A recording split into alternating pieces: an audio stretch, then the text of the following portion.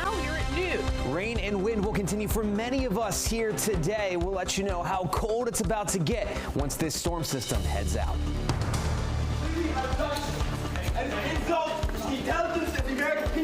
Luigi Mangione is fighting extradition. Ahead, the latest on the Maryland man charged with killing a CEO in New York. Saving tens of thousands when paying off your home. I'm stretching your dollar with how you can spend less on your mortgage.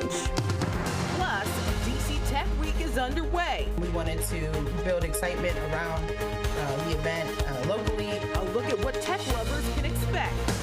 And although it's known for being a time for family and friends, the holidays can be especially lonely for some. We've got tips on how to battle holiday loneliness. You're watching the station covering all of the DMV. This is DC News Now.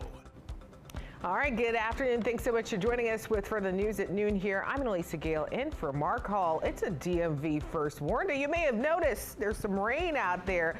A live look at the Capitol now. It's been raining all morning. It was great for the sleep, though. Meteorologist David Matson joining us now with our latest check of the forecast now on this DMV first warn day. Damon, when can we expect to see this rain go away? Oh, it's going to be a little bit longer, Annalisa. I can agree with you on the sleep part. That was a great sleep last night. But yeah, now dealing with this rainfall, if you're out and about here today, no, it hasn't been pleasant. Now, thankfully, we haven't run into any major issues because of the rain yet, folks, but there are going to be rounds of heavy rain that could cause us some problems as we go throughout the afternoon. The radar loop, it is filled with green as this main part of this storm system and cold front begin to sweep across the DMV. Now, we are noticing a line of much heavier rain that just rolled through the I-95 corridor and the district. This is sort of that main line that is just out ahead of the cold front. We'll watch for any additional heavy rain approaching from the west as we go later in the afternoon. But there it is, what's left of that heavier rain that just passed through D.C. It is already wrapping up, and as a matter of fact, we're seeing just a brief lull across a good portion of the district. Some of that heavier rain, though, is stretching up through Bowie. It just moved through Laurel, and it's now making its way toward the Baltimore metro off to the north and east. But again, this rainfall is far from done. We've already picked up a little bit over a half an inch for now in the district. This is just an estimate based on the radar. Out to the west along the I-81 corridors where we've had some of our heavier rainfall over near Winchester, a little over an inch and a half, and around an inch has come down near Martinsburg and Hagerstown. So we're picking up healthy amounts of rainfall. A lot of this getting soaked into the ground with how dry it's been.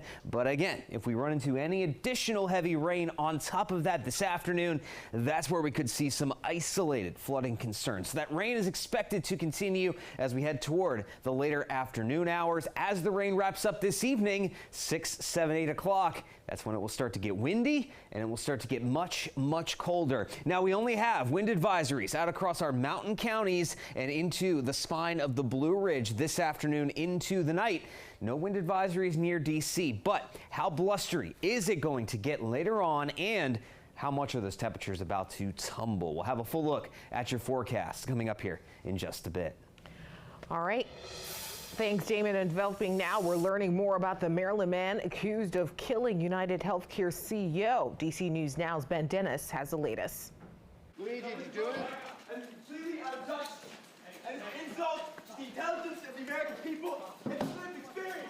An outburst outside a Pennsylvania courthouse. Murder suspect Luigi Mangione mentioning, quote, an insult to the intelligence of the American people. A judge in Blair County, Pennsylvania, denying bail for the 26-year-old after allegedly gunning down United Healthcare CEO Brian Thompson last Wednesday in Manhattan. On Monday, authorities say a McDonald's customer recognized him and notified an employee in Altoona, 230 miles west of the crime scene. My one friend thought he looked like the shooter. Larry says he also saw the suspect in the back of the restaurant. The one worker that actually thought it was him, she said it between his eyes and his eyebrows, she says, when I took his order, it was like she got in her mind, oh my God, it's a guy from New York. Freddie Leatherberry was a classmate of Mangione at the independent all-boys Gilman High School in Baltimore. Everything that you could want in a high school student. He was so driven and smart and athletic, friendly, sociable. It doesn't seem thinkable that this is the same person. Mangione's cousin, a Maryland state representative, sharing a family statement saying, "Our family is shocked by Luigi's arrest. We offer our prayers to the family of Brian Thompson." It just so goes against everything that I knew about Luigi. Reporting for DC News Now, I'm Ben Dennis. And New York police say Mangione was carrying a gun like the one used to kill Thompson as well. They also say he had the same fake ID the shooter had used to check into a New York hostel, along with a passport and other fraudulent IDs. Now, his attorney says he will not waive extradition. Instead, he wants a hearing on the issue. And also developing now, officers shot a person inside the busy Roslyn metro station, sending the suspect and 2 officers to the hospital. It happened around 4:30 yesterday afternoon. Police say they were sent to a nearby grocery store for a suspicious person. They then say a man was speaking to employees at one point, taking out a knife from his pocket and leaving. Officers found that suspect on the top floor of the Roslyn metro station, and a struggle ensued and 1 officer shot the man. Arlington County Police updating their condition. Suspect has been transported to an area hospital with serious injuries. 2 officers have also been transported to area hospitals, 1 with non-life-threatening injuries and 1 for evaluation. The station has resumed normal operations. Police say the shooting investigation will be conducted by the Northern Virginia Critical Incident Response Team. And right now, DC News Now is your local election headquarters. The county council will hold a special election for the Prince George's County executive seat in just a few months. The primaries will be held March 4th, and election day will be held on May 27th. This comes after former county executive Angela Alsobrooks resigned last week from that position for her new role in the U.S. Senate. And so far, former County Executive Rashawn Baker, County Council Chair Jolene Ivey, County Council Member Calvin Hawkins, and State's Attorney Aisha Braveboy have announced they plan to run for that position. People in the community say they want more things done for from whoever becomes the next county executive. More programs for seniors. This year they had like the lawn care for seniors, and I would like to see that ongoing as opposed to having to register each year. I would like to see them maintain their schools and the safety of the schools for the kids. Right now, Tara Jackson is the acting county executive, and with a little over 4 months until the special election, you have time to register to vote if you haven't already done so. You can find more details right now on our website, dcnewsnow.com.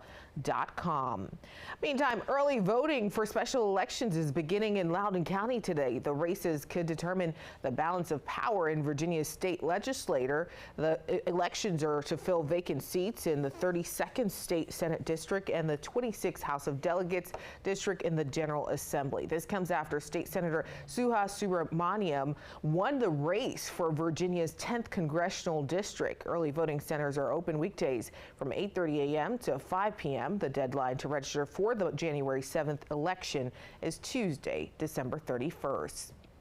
And right now in the district, there's an increased push to get federal workers to return to the office. According to the city, the use of office space is down 50% since 2019, with at least 100,000 fewer people commuting to downtown for work. They also say that sales tax is down and revenue growth is slowing. Yesterday, city leaders testifying in front of a congressional committee to verify DC's 2025 budget. Mayor Bowser telling the committee the 3 main focuses when it comes to the budget are public safety, education, and downtown. When it comes to revitalizing downtown, Mayor Bowser believes a return to the office is essential for the city. People all across the district want to make sure we have a vibrant downtown.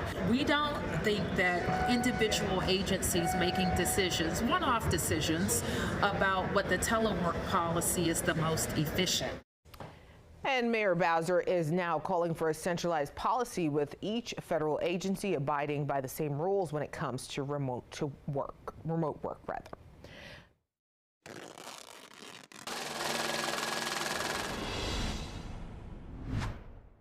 News Now is now stretching your dollar this afternoon with ways to save potentially tens of thousands of dollars when paying off your homes. Consumer reporter Haley Milon is here to help.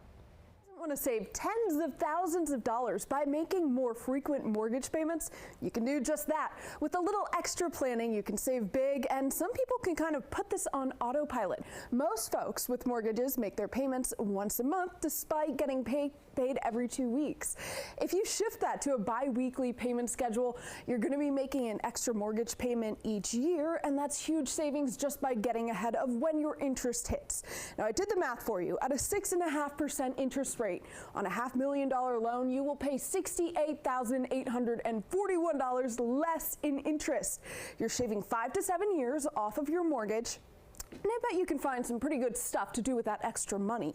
Joseph DeSalvo of Continental Mortgage and Investment Corps in Alexandria says this also builds up equity faster, meaning that you can tap into your money with a home equity line of credit or a cash out mortgage. And he says if paying biweekly just doesn't work for you, you can round up your payment by $100 or so, getting you to the finish line faster. And it's money you can tap into.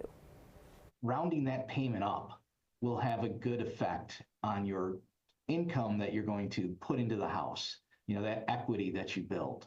And that's the biggest thing that everyone wants. So what's the downside, if any? Well, for some mortgage companies, there might not be an option to automate bi-weekly payments, so it takes a little more heads-up awareness from you. You've got to log in and make the payment twice a month.